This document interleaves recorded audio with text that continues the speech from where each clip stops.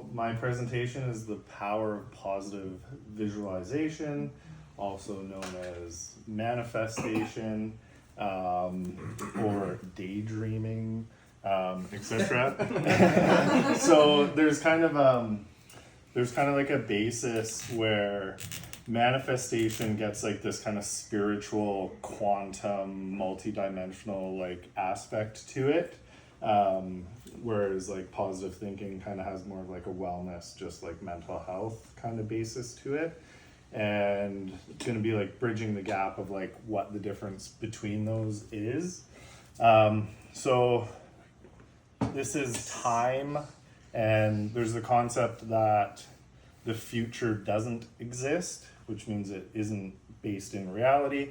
And then there's the concept that all time, like now is to time as like here is to space, which means it all exists. We just can't experience it unless you go into like this quantum field where there's multi-dimensional, like all possibilities and probabilities exist within themselves, and you are the culmination of everything. Infinite possibility, and if you just vibrate your frequencies higher, you'll magically become someone different. Whereas in reality, that's not the case. You are a physical body, and you have a brain, and you are here. So I gotta look at my notes before I go too crazy here.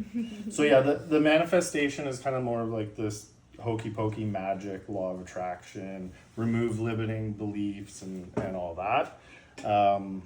Whereas what we are looking to do is use our mind's ability to plan.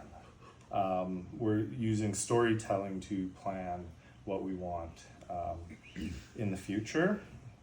So, so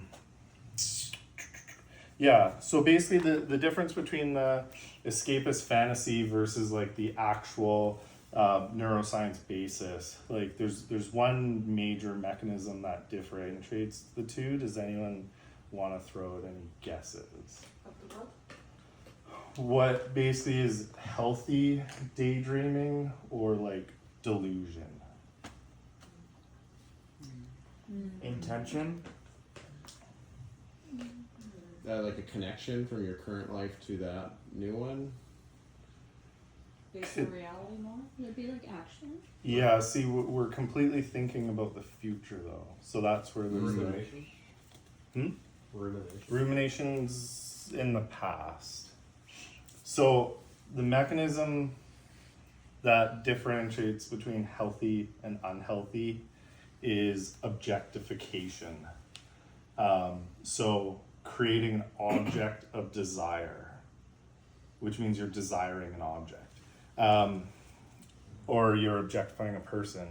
So basically, unhealthy daydreaming is when you choose an object of desire that you don't have. Whereas positive like visualization is starting from the present and storytelling your experience. Whoa. So this is Kansas. This is the Wizard of Oz.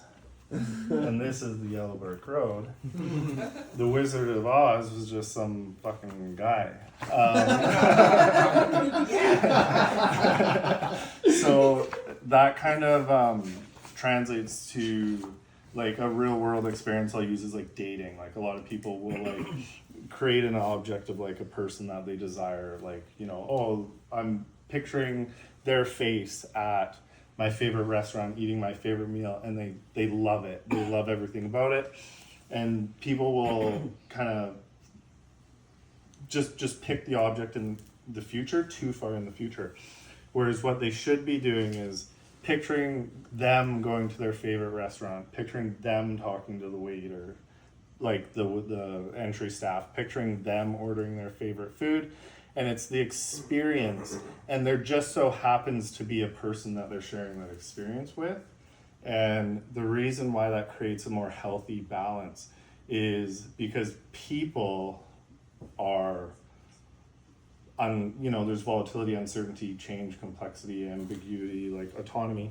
and you remove all that from the person when you create, like, when you objectify them.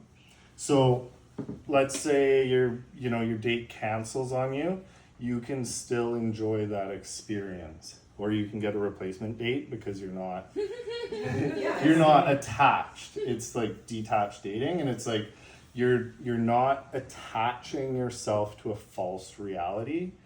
You're creating a set of goals that are going to allow you to enjoy life regardless of what happens on that journey. So yeah, basically this goes into goal setting and all that, and this method uses neurochemicals. This method uses objectification to create delusion. So cool. Let's see here. Nerf them. Nerf me. Yeah, I got some other cards, but that was mostly I'm going for the chest. No, we don't do the chest, we do the ass.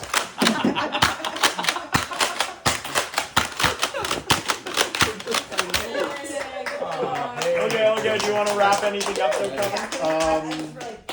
No, I don't have anything to say, but I'll answer questions if anyone has questions. Dude, that was fucking awesome. Yeah. Yes. And I had a question, you literally answered Oh yeah, it. you're looking for a wife, so just Yeah. picture. That's awesome.